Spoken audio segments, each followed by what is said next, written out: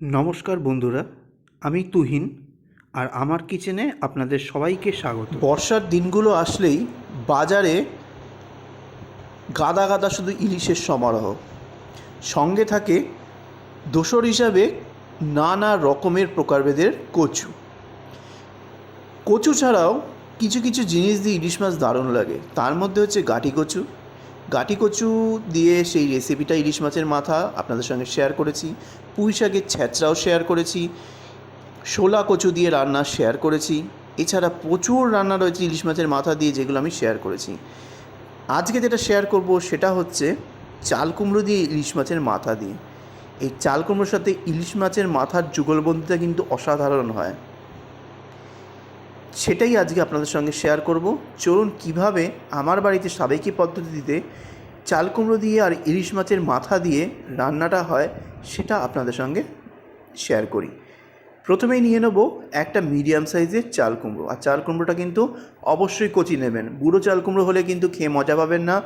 আর যতই লবণ দিন, যতই সেদ্ধ করুন, চেয়ে চেয়ে থাকবে আর নরম হতে চাইবে না। তাই এখানে একটা কচি চাল কুমড়ো আমি সিলেক্ট করেছি এবং এটার ছালটা দেখুন আমি অলরেডি ছাড়িয়ে নিয়েছি। এইবার চাল কুমড়োটার হাফ করে কেটে নেব। কেটে নিয়ে তারও লম্বালম্বি হাফ করে নেব। এইবার স্লাইস স্লাইস করে কেটে নিতে হবে। স্লাইস স্লাইস করে কাটার পরে আমি মিহি করে কুচি কুচি করে নেব। ভিডিওতে দেখুন এইভাবে আমি কিন্তু কেটে নিচ্ছি, আপনারা সেইভাবেই কেটে নেবেন।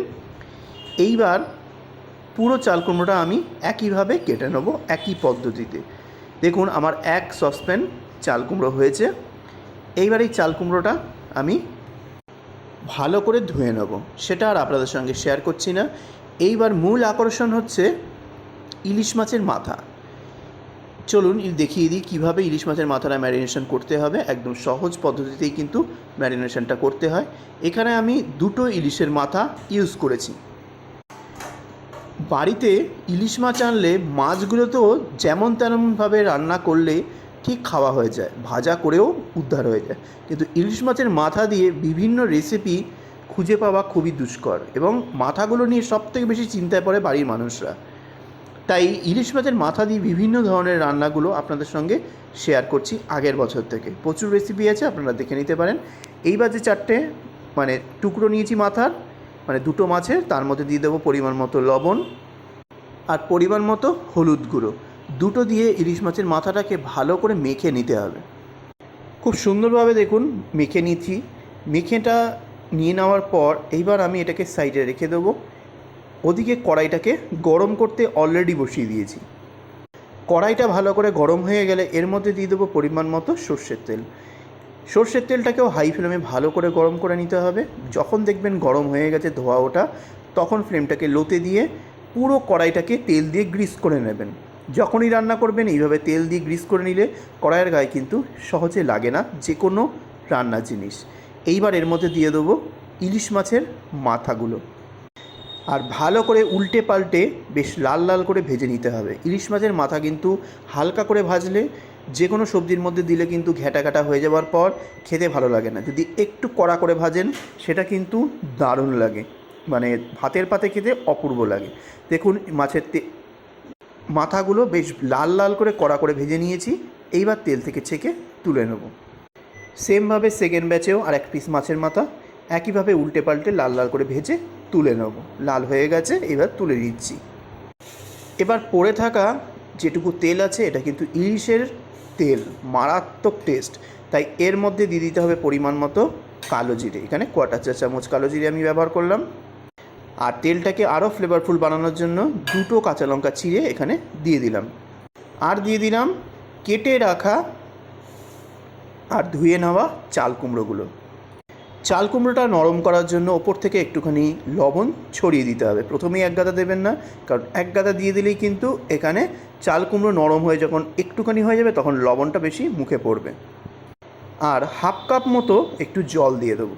দিয়ে ঢাকা দিয়ে প্রথমে এই চাল কুমড়োটাকে সুসিদ্ধ করে নেব। আমি ঠিক এভাবেই লো টু মিডিয়ামের মাঝখানে রেখে 10 থেকে 15 মিনিট ঢাকা দিয়ে রেখে দেবো, যাতে চাল কুমড়োটা নরম হয়ে যায়। ঠিক 10-15 মিনিট বাদে ফিরে এসেছি। এবার ঢাকনাটা আমি সরিয়ে নিলাম। দেখুন চাল কুমড়োটা কতটা ছিল সেটা কিন্তু হাফ হয়ে গেছে, মানে নরম হয়ে গেছে। এই লবণটা দেওয়ার জন্য মিয়ে গেছে, মানে নরম হয়ে গেছে। আর চাল কুমড়ো থেকে কতটা জল ছেড়েছে ভালো করে দেখুন। এইবার দিয়ে দেবো খুবই সামান্য পরিমাণে একটু হলুদ গুঁড়ো।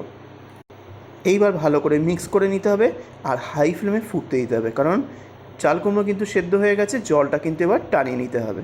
আর টেস্ট করে দেখে নেবেন এই সময় লবণটা লাগবে কি লাগবে না। আমি একটু সামান্য লবণ আবারও একটু অ্যাড করলাম। তারপরে ভালো করে মিক্স করে দিয়ে দেবো আরও দুটো মতো চিড়ে নেওয়া কাঁচা লঙ্কা। যতটা ঝাল খেতে চাইবেন সেই বুঝে দেবেন। আর হাই ফ্লেমে কিন্তু পুরোটা এবার থেকে জাল দিয়ে নিতে হবে, মানে একদম ভাজা ভাজা করতে হবে, তেল ছাড়া অবধি। লবণটা তখন দিয়েছিলাম, মিষ্টিটা দিইনি। এইবার দিয়ে দেবো হাত মতো একটু মিষ্টি। এইসব রান্না একটু মিষ্টি দিলে খেতে কিন্তু স্বাদটা ব্যালেন্স হয়। তারপরে ভালো করে মিক্স করে নেবো আর ভালো করে ভাজতে থাকবো। যখন জলটা দেখবেন অনেকটা টেনে গেছে তখন দিয়ে দেবো ভাজা ইলিশ মাছের মাথাগুলো, দিয়ে ভালো করে মিক্স করে দিতে হবে আর ভেঙে ভেঙে দিতে হবে। ননস্টপ এবার ভাজতে থাকুন যতক্ষণ না পর্যন্ত জলটা পুরো শুকিয়ে গিয়ে তেল বেরিয়ে আসছে। দেখুন হাই ফ্লেমে টানা 10 মিনিট আমি ফুটিয়ে নিয়েছি। চারদিক থেকে জলগুলো শুকোচ্ছে আর হালকা হালকা করে তেল বেরোনো শুরু হচ্ছে। যত ভালো করে ভাজবেন আর তেল বেরিয়ে আসবে তত এই ইলিশ মাছের মাথা দিয়ে চাল কুমড়ো ঘণ্টর স্বাদ হবে অসাধারণ। রেডি হয়ে গেল দুর্দান্ত স্বাদের এই চাল কুমড়ো আর ইলিশ মাছের মাথার রেসিপি। আপনারা শেষে ধনেপাতা দিতে পারেন। আমি এখানে আর ধনেপাতা দিলাম না, কারণ আমার কাছে ধনেপাতা ছিল না। রেসিপিটা ভালো লাগলে প্রচুর প্রচুর শেয়ার করে দেবেন, কমেন্ট করে জানাবেন কেমন লাগলো আমার আজকের রেসিপি। আর প্রচুর ইলিশ মাছের মাথার রেসিপি আমরা আগের ইয়ারেই দিয়ে দিয়েছি। এই ইয়ারে আমি কচুর শাকের রেসিপি দিয়েছি ইলিশ মাছের মাথা দিয়ে, আর এটা দিলাম। আরও কিছু রেসিপি আপনারা দেখতে চাইলে অবশ্যই কমেন্ট করে জানাবেন। আজ আসলাম, নেক্সট দিন আবার একটা ভালো ভিডিও নিয়ে আপনাদের সামনে তুলে ধরবো। নমস্কার।